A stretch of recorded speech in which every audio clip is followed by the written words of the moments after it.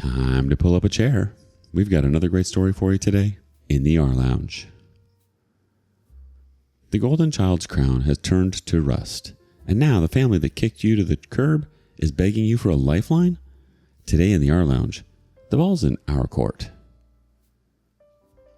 Family disowned me 7 years ago because I exposed sister's cheating. Now crawled back to me for money. My jaw was on the floor. My family, parents and sister, yes, the same ones who had disowned me for exposing my sister's cheating scandal to her fiance, came crawling back to me for help. I mean, look at the audacity. I'm still trying to process the nerve it took for them to come begging the person they had abandoned and shunned. But I guess that's what happens when karma comes knocking. Before I jump to the main event, a brief context. If you want to skip it, scroll down to the third paragraph. I'm 34 female. I grew up in the shadow of my sister, Jess, 37 female. She's definitely the golden child and the center of our parents' attention. I, on the other hand, felt like an afterthought, as if my needs didn't matter. Our parents poured everything into making her a success, leaving me to figure things out on my own. She's pretty, but her character, well, it's questionable.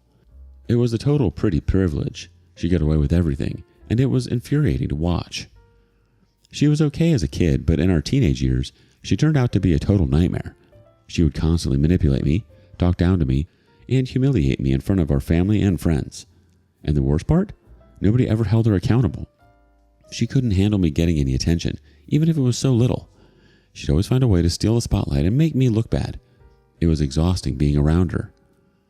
She wasted 2 years after high school figuring out what to do next, until Dad got her admitted to a design school without her breaking a sweat. Meanwhile, I was told to study hard and scrounge for scholarships, take care of my own expenses, but for her, there were personal piggy banks. They took out loans to fund her college, only to see her drop out halfway. Even with that, she was able to grab paid internships and even jobs at some good places, but sadly, she couldn't hold it for long. Either she was fired because of her irregularities, or she eventually quit because she couldn't vibe in the workplace. After a while, she convinced Dad to buy her a boutique because she didn't want to work for someone else. Dropped out of college, half-baked experience, and still my father jumped in to help her, secured a loan and set up a decent boutique for her. On the other hand, I was stuck working at cafes and tutoring kids to cover my expenses. He always had money for her, but was broke when I asked for help. I had to take out a loan for college, which took me years to pay back. It was a double standard that pushed me away from my family. I moved out after high school and rarely visited them. My family dynamics changed for the worse in one of those visits. 7 years ago, precisely, I was home for one Christmas. I went there after 2.5 years on a lot of insistence from Mom. Jess had moved out by then and was running her boutique, which I mentioned above. She was engaged to a guy, a total catch.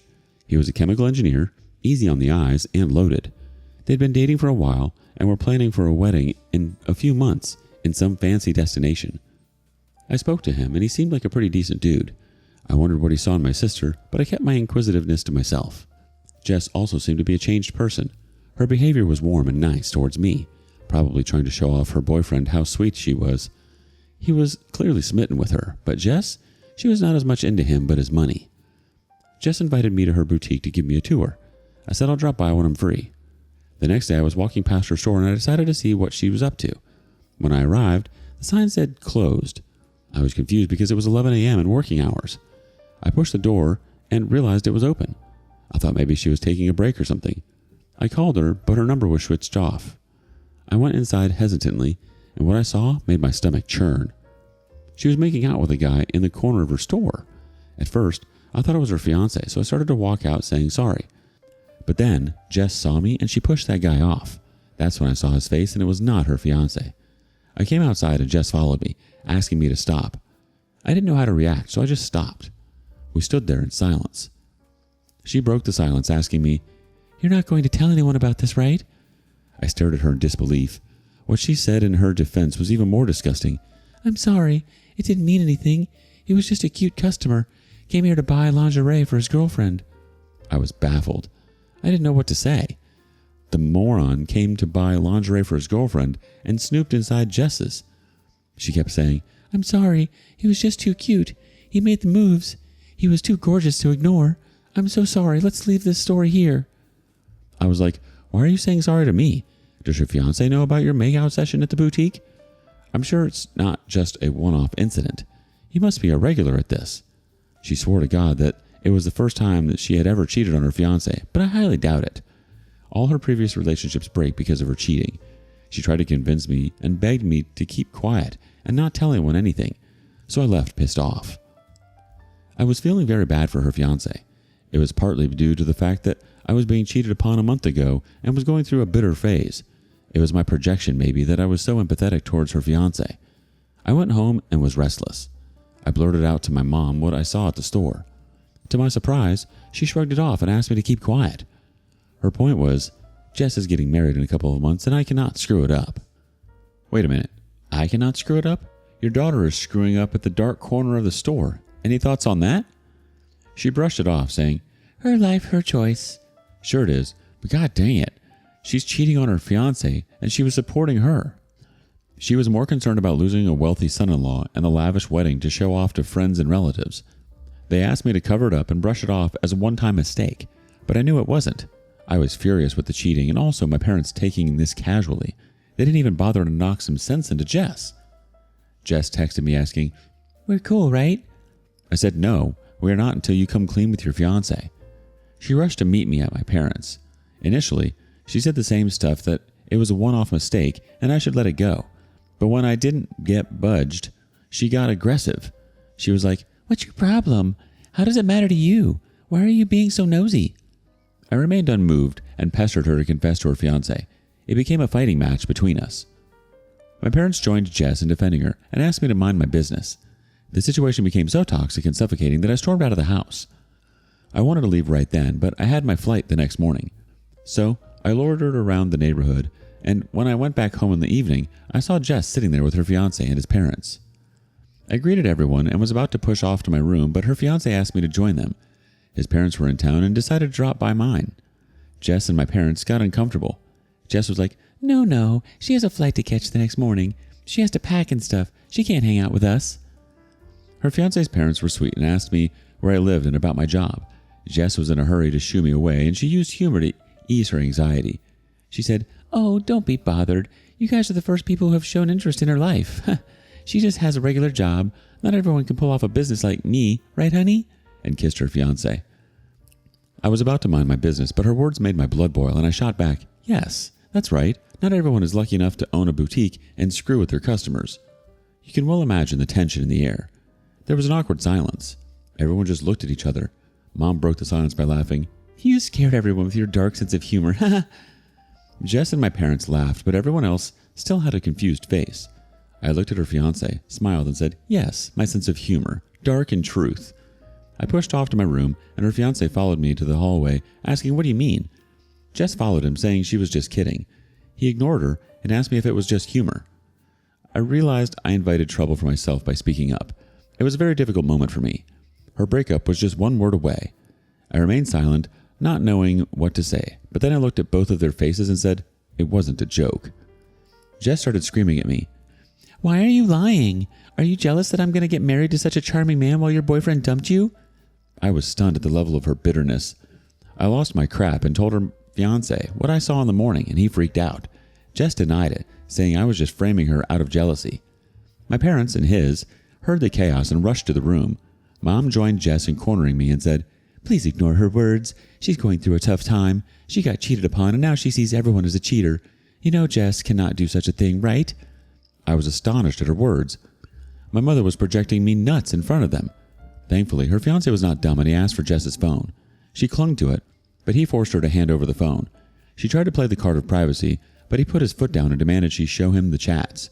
His parents and my dad joined him and asked Jess to show him the phone and get it done with it. But Mom was at Jess's side and said asking for the phone was a breach of privacy and he should trust Jess over me. It was a total crap show. My mom was already giving me dead looks. Finally, he snatched her phone and forced her to unlock it. There it was. Flirts, sexts, nudes. He threw the ring at her face, forced out the ring from her finger, and stormed off with his parents. It was smart of him to not let her cheating butt have the thousands of dollars ring. Jess was practically on her knees begging him not to call off the wedding. She ran behind them outside to stop and plead with them to listen to her. You guys can well imagine the hell I went through after that. As soon as they left, Mom slapped me across the face. Before I could even speak, she screamed at me, "Get out! You're dead to us! Don't you ever show your face to us! You're no longer our daughter!" I looked at Dad, and he shook his head in disgust and left without uttering a word. But I didn't cry. I looked her straight in the eye and said, "I'm never coming back to this hellhole." I grabbed my stuff and walked out. Jess came charging at me, but I pushed her away and came out. She was bawling and cursing me for ruining her life. I spent the night at the airport. I blocked all of them immediately and deleted their contacts. Since then, I'm no contact with all of them. Yesterday, I got an unexpected visitor. That's right, Jess and Mom. They were in a tight spot. Jess's life had imploded, her boutique went under, and she's struggling. And of course, my parents were broke too, and landed up in a huge debt because Dad had been sick with some gnarly disease and couldn't do jack. So they came crawling to me for help. I slammed the door in their face and didn't let them in. I do feel satisfied with my actions, but there's a part of me who feels concerned about my dad. Do you guys think it's a good idea to help my dad since he's hit by a disease? It must have taken some serious gall for Jess and Mom to show up, thinking you'd just sweep their mess under the rug after they treated you like yesterday's garbage.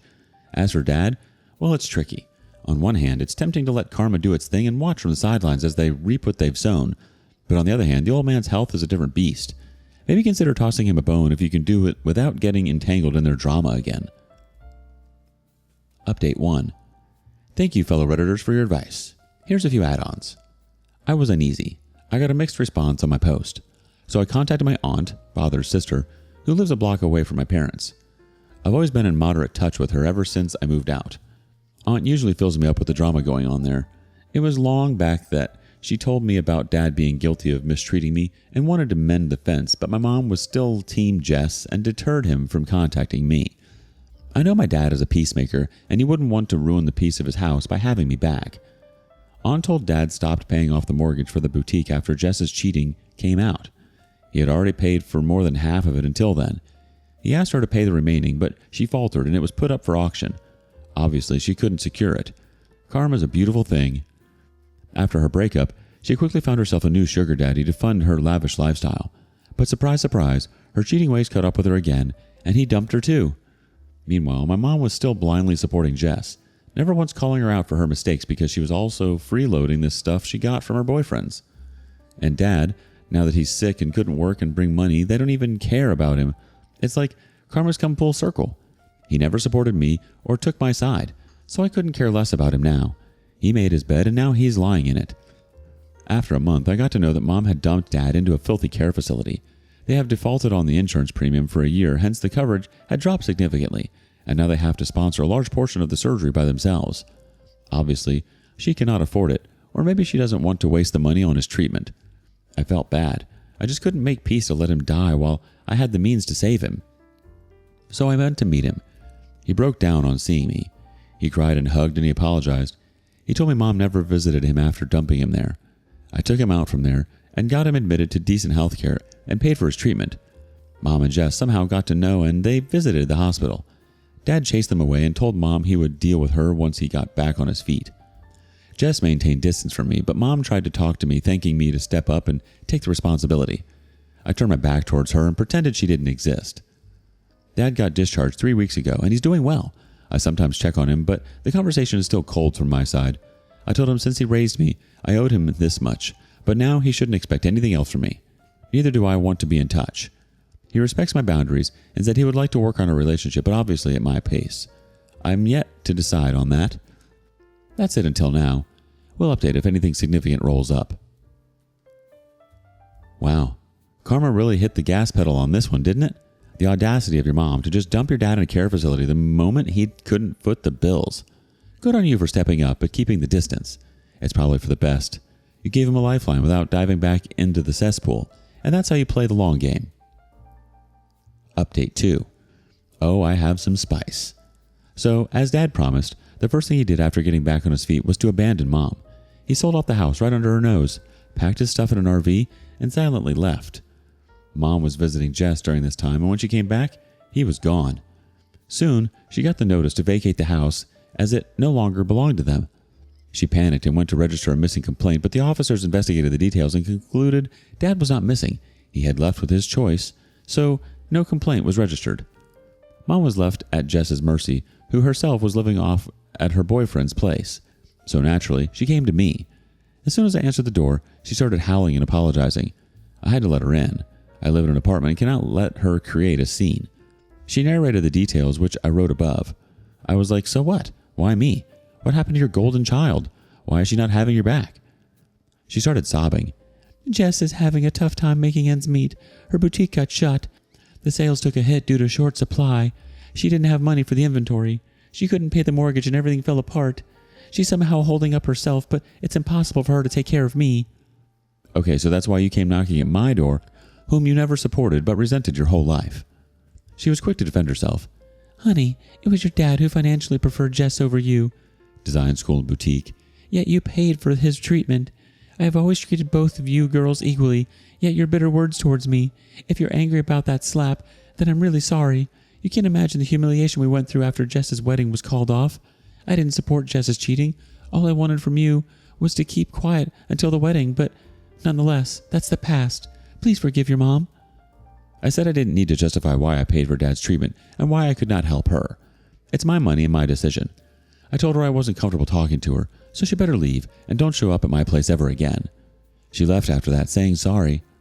Later, I got to know that she's now working at a salon. Well, good for her that she finally realized the importance of getting back on her feet. Just a couple of days ago, I got to know that Jess had been kicked out by her boyfriend because she was found cheating again. Once a cheater, always a cheater, you know? She came to Mom's for help, but this time she got thrashed out. Mom herself is surviving out of a friend's garage, and how could Jess expect help from her? Apparently, Mom lashed out at Jess that she was the reason why Dad left and why I hated them. After that, Jess called me from a new number. She was crying and wanted me to pitch in, but I hung up without even letting her complete her sentence. I blocked her number. She then sent me a long email. She was pinning the blame on Mom for enabling her toxic behavior. She was like, I wasn't born this way. Our parents made me so. Why couldn't they teach me morals and values? They spoon-fed me, and now they both suddenly abandoned me to fend for myself. How unfair it is. They could have taught me self-dependence as they taught you. If you think you've suffered because of their biases, you're wrong. I've suffered. See my life and yours? I'm still dependent on others. Hopping from one shoulder to another, but see yourself. Please help me in putting my life together. Please help me. Her email was heartwarming, isn't it? What do you guys think? I did after reading it. That's right. I deleted it and blocked her. I know she's very good at manipulation. How else do you think she manages to get rich men to shower their hard-earned money on her? Yes, beauty is one enabler, but she's good with her words too, and maybe with other stuff as well. I care least for her, or my mother, or even my father. I paid for his surgery because I felt I owed him for bringing me into this world and raising me. That's it. I have suffered immense mental torture because of them, and it took me years to heal. There's no way I'm going to disrupt my peace for them. Deleting that email was the best move. Why let her toxic theatrics mess with your hard-earned peace? It's clear you've mastered the art of setting boundaries and staying unbothered. And honestly, after everything you've been through, it's about time you let them all stew in the mess they created. Karma's a dish best served cold, and it looks like it's finally on the menu for your mom and sister. Enjoy the show from the sidelines. You've earned it. What do you think? What would you have done? Thank you for joining us today in the rLounge. Be sure to like and subscribe and hit the notification bell so you don't miss out on our next video. See you soon. And put your chair back where you found it.